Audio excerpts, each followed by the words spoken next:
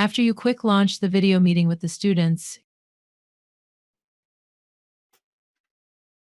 you may see that the audio, attachments, the exercise, vocabulary, and the whiteboard tabs are empty.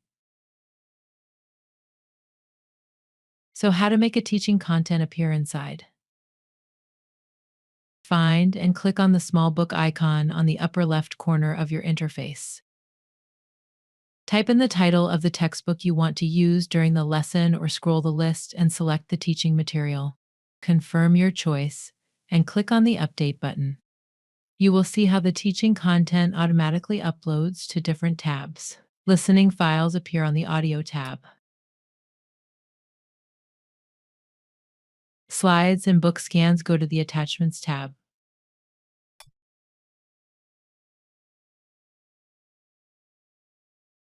Interactive quizzes with instant feedback are inside the Exercise tab. Similarly, there are spelling, pronunciation, and memory cards on the Vocabulary tab. The whiteboard offers preset materials for your students' teamwork. If you already finished working with the current material and you want to switch to the next lesson or change the textbook, simply hit the book icon again and choose a different lesson. When selecting multiple lessons, don't forget to hold on the Control key while left-clicking on another lesson's title.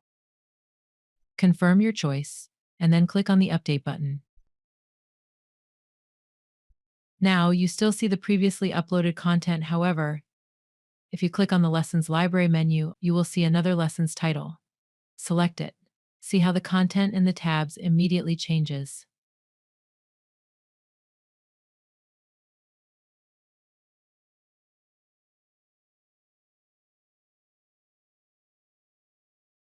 Now, by going from tab to tab, you will notice that the content has changed because you have chosen different lesson or a different textbook.